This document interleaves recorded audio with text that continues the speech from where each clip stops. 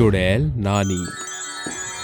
रामगढ़ के छोटे से गांव में एक छोटा सा परिवार रहता था, जिसमें एक गीता नाम की लड़की अपने पति सागर के साथ रहती थी। वहीं दूसरी तरफ गीता की एक माँ भी थी, जिसका इस दुनिया में गीता के अलावा और कोई नहीं था।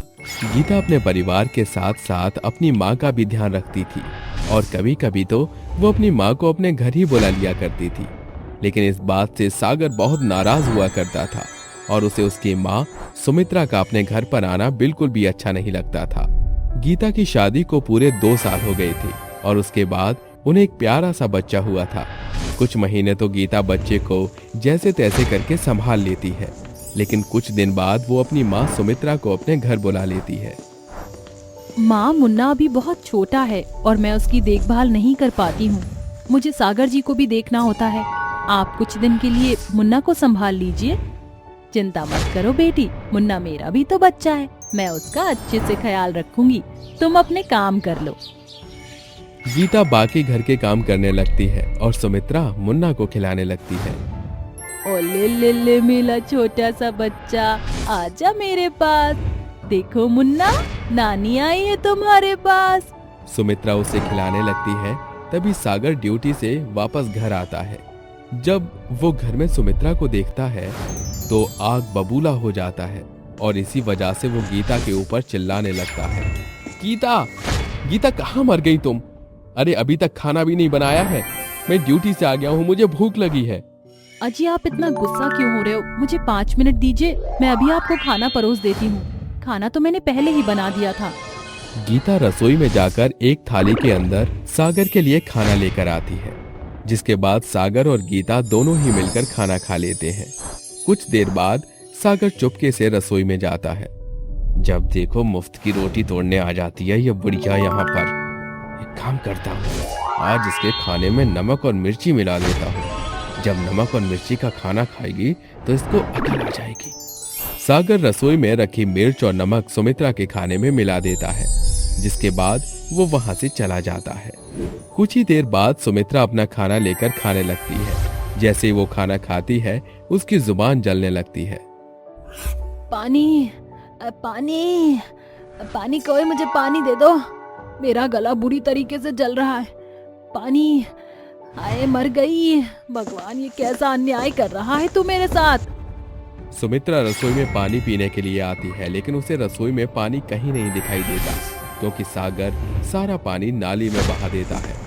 सुमित्रा घर से बाहर आती है, जहां उसे एक कुत्ते के बर्तन में पानी दिखाई देता है। वो तुरंत बिना सोचे समझे उस पानी को पी जाती है। इतना तीखा खाने की वजह से सुमित्रा की हालत बहुत बुरी हो जाती है, लेकिन वो किसी से कुछ नहीं कहती और चुपचाप अपने कमरे में जाकर सो जाती है। अगले दिन सुबह सुमित्रा मुन्ना को खिला रही होती है। तभी गीता अपनी माँ से कहती है, माँ, मैंने नाश्ता लगा दिया है, आप भी आकर खा लो हमारे साथ। सागर ये सब सुन लेता है और चिल्लाते हुए कहता है, अरे गीता, कहाँ हो तुम? मेरी घड़ी नहीं मिल रही मुझे, जल्दी से यहाँ आओ। सागर को ऐसे चिल्लाते हुए देख गीता तुरंत सागर को उसकी घड़ी ढूंढ कर देती है। उसके बाद वो पहले सागर को नाश्ता करवाती है और उसे ऑफिस के लिए निकाल देती है। उसके बाद दोनों माँ बेटी खाने की टेबल पर खाना खाने लगती है। पता नहीं आजकल सागर जी को क्या हो रहा है, जब देखो चिल्लाते रहते हैं मुझ पर। बेटी, कहीं मेरी वजह से तो नहीं ये सब हो रहा है? अगर ऐसी कोई बात है तो मुझे बता दो। नहीं माँ, आप ये कैसी बात कर रही हो? सागर जी आपको अपनी माँ समझते हैं और अपनी माँ का दर्जा देते हैं। आप ऐसा क्यों सोच रही हो? बेटी, मुझे माफ करना, मैं तुम्हें नाराज नहीं करना चाहती। बस मुझे मुन्ना से बहुत लगाव है, इसलिए मैं यहाँ उसके लिए रुकी हूँ। माँ, आप भी कैसी बात कर रही हो? आप हमारा परिवार हो, आप अपने आप को हमसे अलग मत समझो। अपनी बेटी की ऐसी बातें सुनकर सुमित्रा उसे गले से लगा लेती है। उसके बाद सुमित्रा दूध गर्म करके मुन्ना को पिलाने लगती है और उसके साथ पूरे दिन खेलती है। जैसे ही शाम होती है सागर ड्यूटी से आ जाता है और रोज की तरह सुमित्रा को देखकर आग बबूला हो जाता है। अब तो हद हो गई, ये बुढ़िया हमारी जिंदगी से निकलने का नाम ही नहीं लेती। मुझे कोई ना कोई तो उपाय निकालना ही होगा। सागर सुमित्रा को मारने का प्लान बनाने लगता है और सबके सोने के बाद वो सुमित्रा के कमरे में जाता है। बहुत हो गया तेरा ड्रामा, अब तो मेरे और मेरे परिवार से हमेशा हमेशा के लिए यहाँ से चली जा। ये सोचकर सागर सुमित्रा का तकिए से मुंह दबा देता है, जिसके बाद सुमित्रा की सांस बंद हो जाती है और उसका दम घुटने लगता है। वो मर जाती है। उसके बाद सागर सोने के लिए वहां से चला जाता है, लेकिन सुमित्रा एक चुड़ैल बन जाती है। रात के समय सभी सो रहे होते हैं, तभी चुड़ैल नानी को मुन्ना के रोने की आवाज आती है। अरे ये तो मुन्ना के रोने की आवाज है, लगता है सब लोग सो रहे हैं। चुड़ैल अपने नाती के रोने की आवाज सुनकर उसके पास जाती है और उसे गोद में उठा लेती है और उसे चुप कराने लगती है। चुड़ैल को देखकर मुन्ना भी चुप हो जाता है, क्योंकि वो अपनी नानी को पहचान लेता है। चुड़ैल नानी पूरी रात मुन्ना के साथ खेलती है और उस दिन के बाद से ऐसे ही मुन्ना जब भी रोया करता था, चुड़ैल नानी उसे चुप करवाने के लिए उसके पास आ जाया करती थी। एक दिन मुन्ना खेलते खेलते सड़क पर पहुंच जाता है, तभी सामने से एक गाड़ी आती है और उसका एक्सीडेंट होने ही वाला होता है। इतने में चुड़ैल वहां आ जाती है और उसे बचा लेती है। अले ले ले मेरे प्यारे मुन्ना, रोना नहीं, नानी तुम्हारे पास आ गई है, अब तुम्हें डरने की कोई जरूरत नहीं है। चुड़ैल नानी उसकी जान बचा लेती है और उसे वापस घर ले आती है, जहां सागर और गीता दोनों उसे ढूंढ रहे होते हैं। चुड़ैल नानी मुन्ना को घर के दरवाजे पर बिठाकर दरवाजे की बेल बजा देती है और खुद गायब हो जाती है।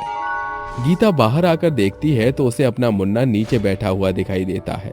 वो उसे उठाकर गले से लगाती है और अंदर ले जाती है। लगता है किसी भले इंसान ने हमारे बच्चे को वापस हमारे घर छोड़ दिया, लेकिन ये काम किसने किया होगा? सागर और गीता को कुछ समझ नहीं आता और दोनों मुन्ना को लेकर अंदर चले जाते हैं। ऐसे ही एक दिन वो दोनों छत पर बात कर रहे होते हैं और मुन्ना खेलते खेलते बालकनी के पास पहुंच जाता है। जिसके बाद वो बालकनी से नीचे गिरने ही वाला होता है, तभी चुड़ैल नानी उसे गिरने से बचा लेती है। जिसके बाद सागर और गीता की नजर चुड़ैल नानी पर पड़ती है। वो दोनों भागते हुए आते हैं और गीता सुमित्रा को देखकर रोने लगती है। माँ मरने के बाद भी आपने हमारी इतनी मदद की, मुझे तो विश्वास ही नहीं होता कि मैं आपको दोबारा से अपने सामने देख पा रही हूँ। आपका बहुत बहुत शुक्रिया माँ। जब सागर चुड़ैल नानी को देखता है तो उसे अपने किए पर बहुत पछतावा होता है और वो चुड़ैल नानी से कहता है, माँ जी मुझे माफ कर दो, मैंने आपके साथ बहुत ही बुरा बर्ताव किया, मेरे किए की तो कोई सजा भी नहीं है। मुझे अपने किए पर बहुत शर्मिंदगी हो रही है। जो गलती मुझसे हुई है मैं उसका कैसे पश्चाताप करूं, मुझे समझ नहीं आ रहा, इसलिए मैं आपसे माफी मांगना चाहता हूं। हो सके तो मुझे माफ कर देना। नहीं बेटा, तुम्हें अपने किए पर पछतावा है, मेरे लिए इतना ही काफी है। तुम्हें माफी मांगने की कोई जरूरत नहीं है, लेकिन मेरे मुन्ना का ध्यान रखो, मुझे मेरा मुन्ना मेरी जान से भी प्यारा है।